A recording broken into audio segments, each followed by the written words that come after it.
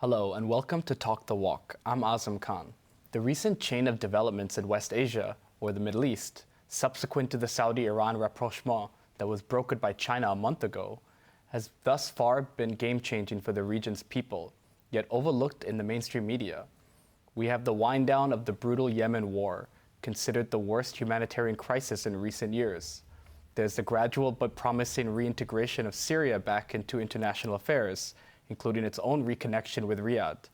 And both Yemen and Syria are in early stages of integration into China's Belt and Road Initiative and economic corridors. The commonality between these countries is that they all now have a path towards a future, one that is not predicated on military and war. How exactly is China's growing impact in the Gulf changing the region's paradigm, and what will the road look like in the near future? My guest today is an expert on Middle East development and Sino-Gulf relations. He's the vice chairman of the Belt and Road Institute in Sweden, Hussein Askary. Mr. Askary, thank you so much for taking the time to speak with me. Thank you, Azam Khan. It's my pleasure. I want to start with Yemen and the recent developments there for peace that's been followed by the Iran and Saudi Arabia's reconnection. Can you talk about the sentiment in the country and the significance of the developments that's been happening there recently? Yes, well, as you said, Yemen had undergone one of the worst humanitarian crises in the world since 2015. There is a huge sigh of relief, of course, in the country, especially the areas which are controlled by the Sana'a government or the Ansarullah alliance or the Houthis, because all these areas were blockaded by sea, land, and air, which meant that people could not import food, medicine. The Sana'a airport was closed for many years, so people who needed urgent medical care abroad, because the healthcare system in Yemen was not good, so many people would travel abroad for treatment. Most of those people died because they could not get out of the country. And then we had this massive malnourishment, especially among children, where people were saying every 10 seconds a Yemeni child dies. So all these things now suddenly, and thanks to the intervention of China, are shifting, and people are very, very happy. My friends in Sana'a are very hopeful, but they're also anticipating, with excitement to what these talks would lead to. But everything seems to be positive. Now, one of the big issues here is, of course, the relief now is starting to come into the country, and from the Hodeidah port, for example, the airport might be reopened. And one other issue, which is on the talks with Saudi Arabia and the different Yemeni, because as part of the crisis of the war, the Yemeni central bank was moved from Sana'a, the capital, to Aden in the south, which meant that a lot of the financial transactions, including paying for salaries of people, government employed, were stopped. So people had no salaries all this time, and now they are hoping to get back their salaries so they can buy food and other necessities for their families. So all in all, this is a very, very positive thing. These things have not happened in the region for decades, and everybody is happy with that. Right, and I understand that you yourself are actively participating in trying to come up with solutions for its reconstruction. I know you just shared some details about some obstacles that they face right now, but can you share a little bit about what your participation and what you would propose you would like to see? Well, since the outbreak of the war, of course, I, as a member of the International Schiller Institute also, we were opposed to this war. But prior to the war, we were discussing with the interested people in Yemen, friends from who are part of an association studying the BRICS nations, and also studying the Belt and Road Initiative and the impact of that, potential impact of that on Yemen. So we were studying economic development plans with Yemeni friends and the institutions.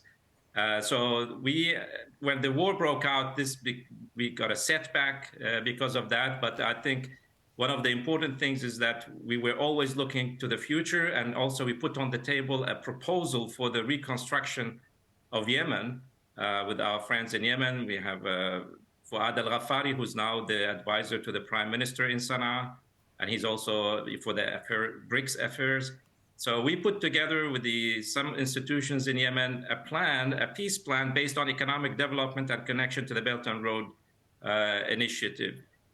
which is both basically based on building development corridors from the north of the country to the south with transport, power lines, power production, water management, agricultural projects, and industrial projects all the way to the south and west, where we have the major ports of Yemen, which China sees as a very important part of the maritime Silk Road. And also Yemen being situated physically between Africa and Asia as the westernmost posting of West Asia and the Asian continent to Africa, it makes Yemen in a very good geographical position to play a strategic role and economic role in this. So we have had these discussions. In 2018, we produced a special report, a study on the reconstruction plans and how to integrate Yemen into the Belt and Road Initiative.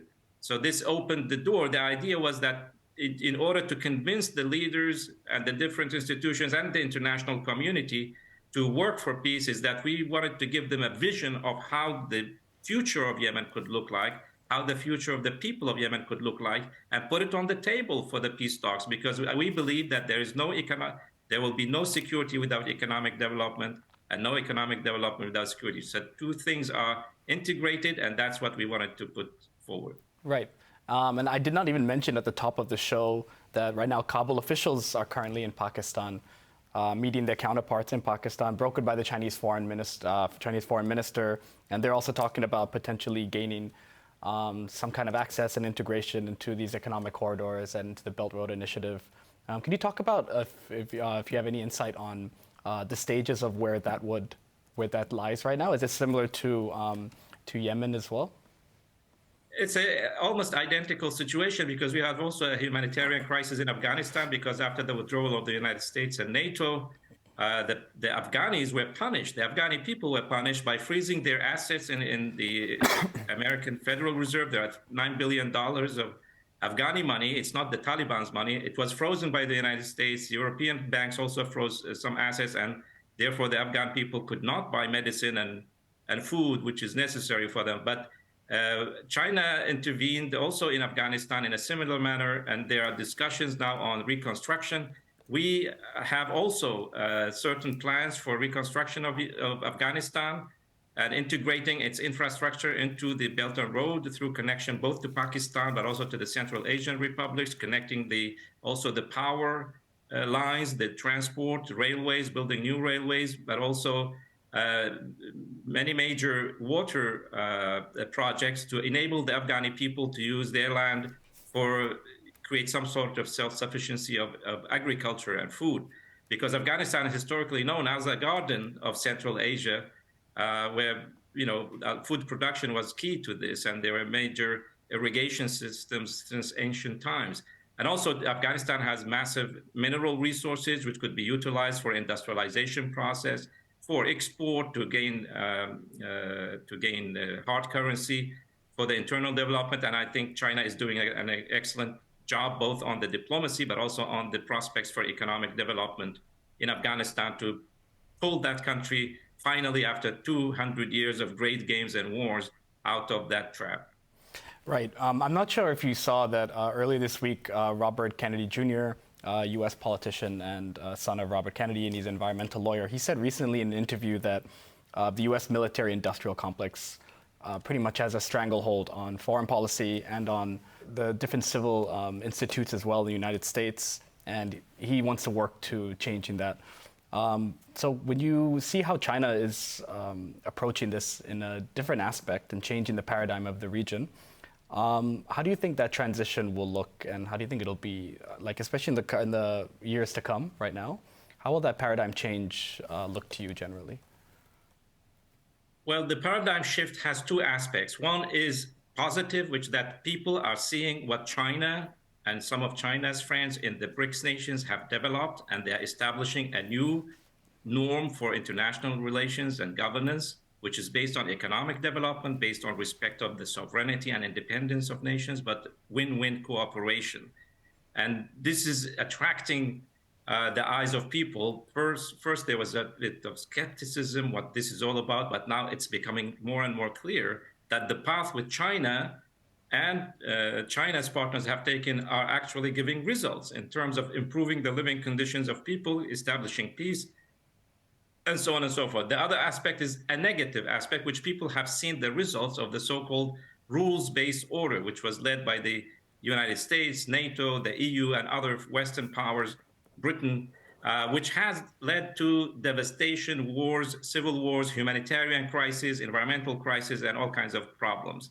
And as you say, the military-industrial complex, which is backed by a media empire and academic empire more and more, to justify what this rules-based order is doing to, establish hegemony with the power of weapons over the nations of the world. So the people are moving away from that Western-dominated order, as we have seen in the Gulf countries, for example, Saudi Arabia, which was a surprise to everybody, and the United Arab Emirates. They are moving away from their traditional alliance with Britain and the United States and moving closer to China, Russia, the BRICS nations, the Shanghai Cooperation Organization, because they see that their future as nations, economically, culturally, security-wise, depends on this kind of win-win philosophy and cooperation, which they could not find all these years and all these decades of alliance with the West. The only thing Saudi Arabia could do is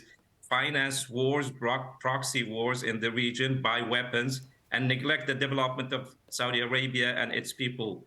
Now, Saudi Arabia has shifted with the Saudi Vision 2030, now working with China and others to build an industrial economy, build infrastructure in Saudi Arabia, and use the money which was spent on wars on developing the livelihood of the Saudi people and their future. So what President Xi Jinping calls a community for a shared future for mankind is a real thing. It has taken life of its own, it has taken shape, and it has clear principles, it has clear goals, and this is what nations are willing to work on. And hopefully the Western nations who are in deep crisis, like here in Europe, in the EU, and in the United States, where we have deep economic, social, and cultural problems, they will wake up to the fact that what has been done in their name in the past decades has been wrong. And now it's time to join this new paradigm of international relations, which is not something China invented. It's going back to the United Nations Charter, where all the principles China is advocating are contained there. So what we need is to go back to that international United Nations Charter and cooperation among nations and respect the sovereignty and internal affairs of nations and work for economic development and prosperity. Mr. Askary, I'm going to have to pause you right there real quick, and we'll be right back. Don't go anywhere. We'll be right back with Hussein Askary. Stay tuned.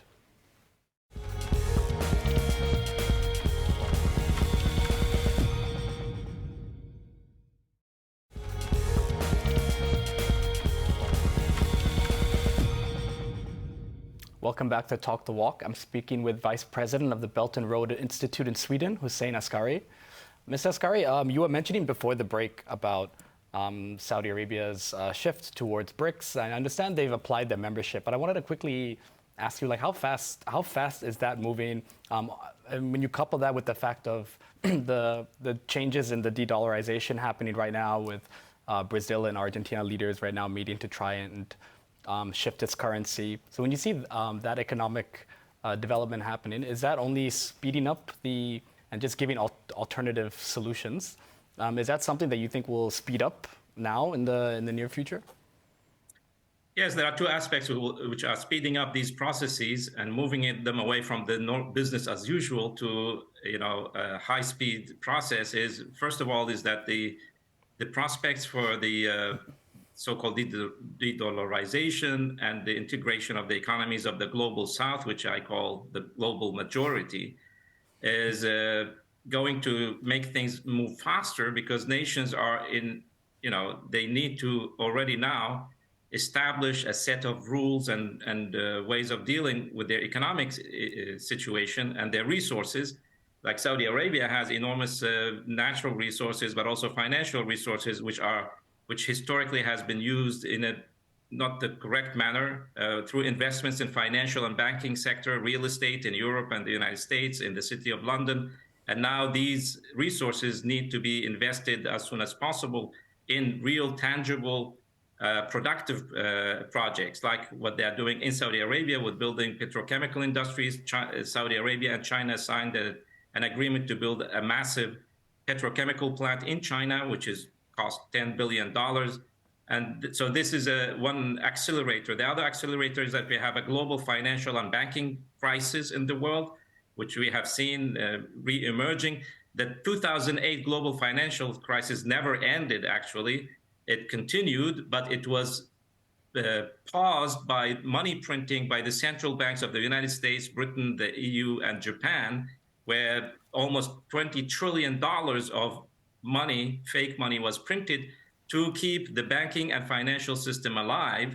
And that's now, hitting back at them, because you cannot just continue the process of printing money without developing the physical, real economy.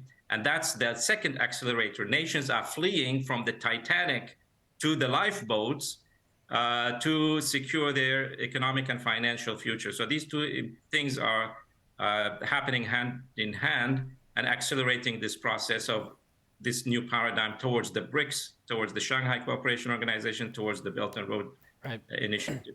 I understand that you also have a specialty and a focus on Africa's development with regards to from China. But is Africa's development and China's economic achievements over there, its vast investment and achievements and infrastructure and whatnot over the last few years, is that something to point to with regards to the Gulf region as a sort of framework? Is that something that can silence the critics? And there's always plenty of those right now, especially in mainstream media, with regards to the Gulf's shift towards China. But is the African development something a blueprint to go by? Yeah, I think many African nations are in a similar situation to Saudi Arabia. We have a lot of natural resources, but these natural resources were exported directly to Western countries mostly and to East Asia without any added value to the nations of Africa or to Saudi Arabia or the Gulf countries.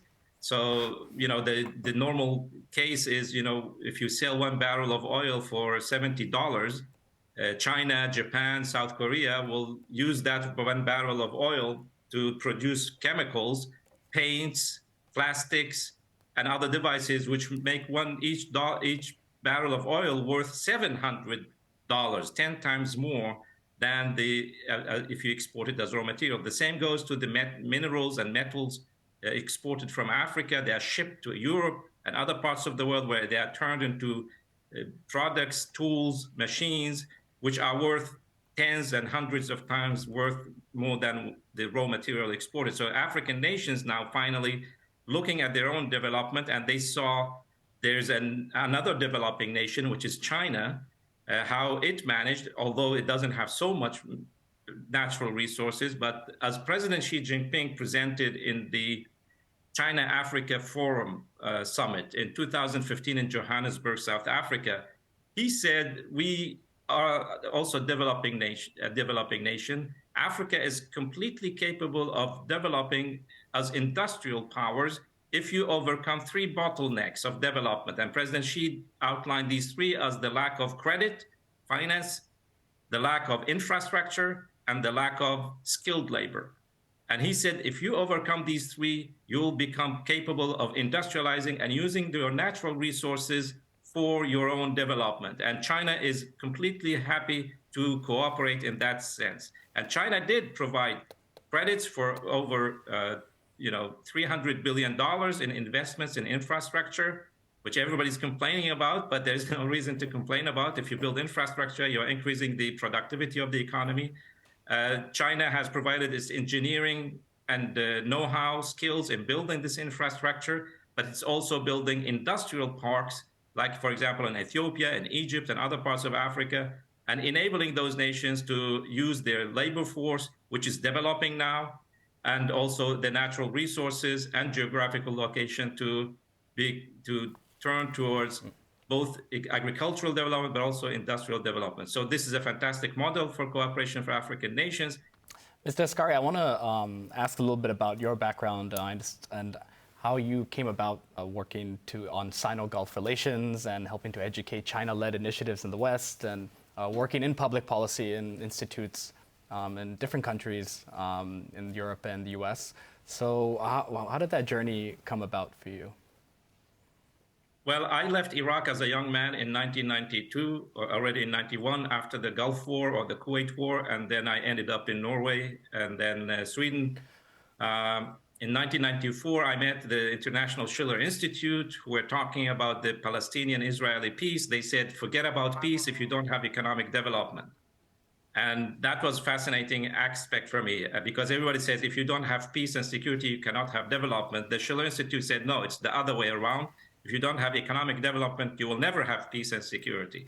So I became fascinated. I joined the Schiller Institute, and we were doing studies on physical economics, which is developed by American economist Lyndon LaRouche, and which is actually, it was since 1994, 95, when I joined, the Schiller Institute was working on developing the Eurasian African land bridge, which is the new Silk Road. So long before the Belt and Road was announced, we were doing studies on integration of the infrastructure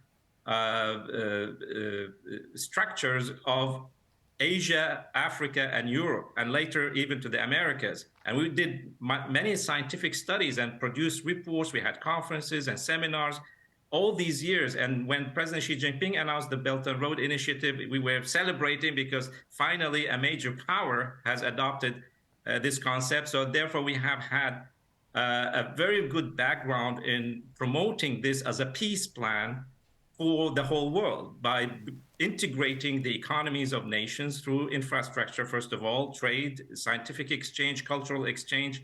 So when the Belt and Road Initiative was announced, we were completely prepared to launch this work. And it was, as being an Iraqi, I have seen what has happened to my country. And we had been working on, for example, in West Asia, we did plans for reconstruction of Syria, Yemen, Iraq, and Afghanistan, all as part of this international, cooperation program we put together in the Schiller Institute. So we started later the Belt and Road Institute in Sweden, which is also an interesting story. But all these years, this has been my passion, my fascination with the history of the Silk Road, but also the potential for the future of integrating all these nations. And I know you're based in Sweden, which is even more sort of, I feel like it has even less general understanding towards the Belt and Road versus like a Germany and a France, which is more connected. So could you just talk about that dynamic of being in Scandinavia and how it's reception there, but also in the think tank world generally in Europe? Yes, I mean, we had the tension in the world has been increasing, and the think tanks and academia and media has been part of this military-industrial complex thing more and more. And unfortunately, when the Belt and Road Initiative was launched, everybody neglected it. They said this is just a political propaganda thing. And then they started ridiculing it. But then when they saw that more and more nations joining the Belt and Road, they started attacking it. So there was a massive disinformation campaign in Europe, but also here in Sweden, against China, against the Belt and Road. So we arranged some activities, and then out of these activities, some people suggested in 2018, we do a special think tank or association to inform people in Sweden and in Europe about the merits of the Belt and Road Initiative and why Sweden and European nations should join it, not stand against it, because it will be beneficial for us. We are industrial nations. Like Sweden is export-oriented. We have massive industries who are actually very good in construction technology. And China is one of the big trade partners of Sweden and of Europe. So there is no reason why not to cooperate with the Belt and Road Initiative. So we did two things: is first to inform objectively about the Belt and Road Initiative. Two, what is the benefit of working with China on the Belt and Road, for example, in third countries, in Africa, in Asia, in Latin America? How this will benefit Swedish companies and technology producers. I believe that's all the time we have. Hussein Askary, thank you so much for taking the time to speak with me. That's all for this time, and we'll see you same time next week. Goodbye.